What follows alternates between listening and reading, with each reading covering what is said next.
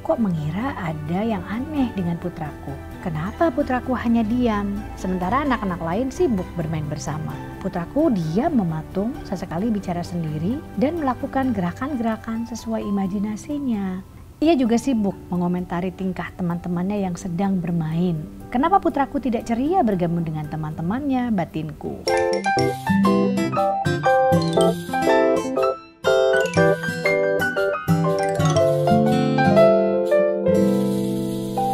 Hai Bunda, kembali lagi di cerita Bunda Week. Saya Widya Mulia akan membacakan cerita-cerita kiriman Bunda. Nah, cerita kali ini judulnya Sesalku mengira putra sendiri aneh, hasil tes psikologi ternyata dia cerdas superior. Wow, ini dari Bunda Ani TR di Kebumen, Jawa Tengah.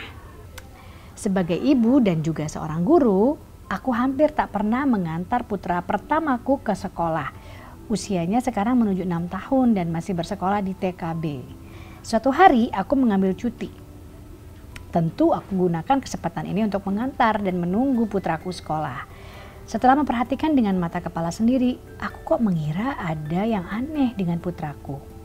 Saat itu aku berpikir, kenapa putraku hanya diam, sementara anak-anak lain sibuk bermain bersama.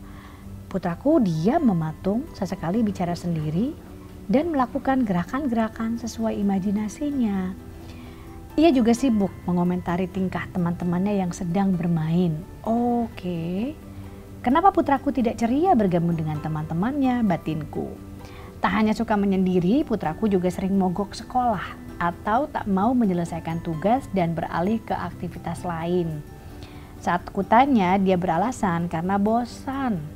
Kadang aku pusing, apa yang salah dengan putraku? Wah, aku juga kalau belum tahu pasti sama nih. Di rumah kok dia ceria dan cerewet banget. Aku curiga karena saat mengandung dulu sempat divonis janin berisiko tak berkembang dan rawan keguguran. Belum lagi saat kehamilan baru masuk 2 minggu aku sakit tifus dan demam berdarah. Saat hamil besar air ketuban juga rembes sebelum waktunya dan aku harus jalani operasi sesar. Karena bingung sendiri, akhirnya aku curhat nih ke teman-teman guru di sekolah tempatku mengajar di SD swasta. Kebetulan waktu itu sekolah sedang membuka penerimaan siswa baru. Salah satu prosedurnya ada observasi psikologi dari tim ahli. Dari hasil observasi tim psikolog ini nantinya akan bisa diketahui tentang kesiapan anak masuk sekolah, IQ dan gaya belajarnya, yakni tipe visual, auditori atau kinestetik, serta apa aja kelemahannya dalam belajar.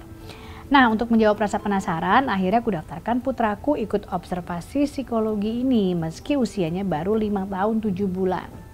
Aku berpikir mungkin dari sini bisa dapat jawaban kenapa putraku berbeda dari teman-temannya. Hari itu, ku antar langsung putraku ke ruang observasi. Awalnya aku sempat pesimistis dia nggak mau mengerjakan 4 paket soal tes psikologi yang disodorkan tim penguji. Ada 4 paket. Duh, tebal banget lembaran soalnya, mana mau dia kerjakan? Ucapku dalam hati. Kulihat soal bendel pertama lumayan tebal. Ya ampun, itu seperti soal tes kemampuan akademik yang aku kerjakan ketika tes masuk kerja. Soal-soal gambar spasial dan berlembar-lembar. Tapi ternyata putraku mau mengerjakan meski tebal. Kutanya, apakah dia capek? Jawabnya, enggak Bunda. Setelah sekitar 2 minggu, hasil tes pun keluar. Aku diberitahu teman lewat WhatsApp kalau putraku masuk kategori cerdas. Bahkan dinyatakan siap masuk SD. Saat kutanya berapa skornya, temanku tak mau menjawab. Saat itu aku gak langsung percaya begitu aja. Hari berikutnya aku ke sekolah karena penasaran mau lihat sendiri hasilnya. Kebetulan kepala sekolah juga memanggilku. Di ruangan Capsek aku dijelaskan kalau putraku mencapai skor level tertinggi untuk tes anak-anak.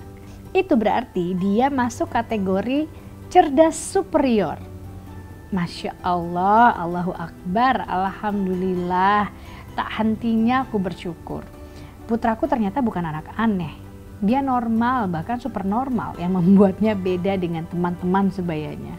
Inilah yang menyebabkan dia cepat bosan atau merasa nggak nyambung dengan teman-teman di sekolah. Aku menyesal sempat mengira putraku aneh. bahkan pernah curiga juga dengan gurunya di sekolah. Semoga Tuhan mengampuniku karena sudah berburuk sangka terhadap takdirnya. Takdir bahwa putraku terlahir sebagai anak spesial dengan segala kelebihannya. Alhamdulillah. Saya ikut lega kalau kemampuan anak Ananda ya sudah bisa jadi modal untuk kedepannya, sehingga walaupun guru tapi kan namanya juga ibu juga ya, pasti kekhawatiran, pasti salah langkah ada aja. Mudah-mudahan kedepannya nggak akan ada lagi salah-salah asumsi, dan nggak ada lagi tuh kayak saya juga ya, kadang suka ada seuzon gitu ya, ini jangan-jangan gurunya begini nih, jangan-jangan ya. Mudah-mudahan nggak ada lagi, karena akhirnya anak udah mulai bisa diterima sebagaimana dia dengan kekurangan dan udah jelas kelebihannya, cerdasnya superior.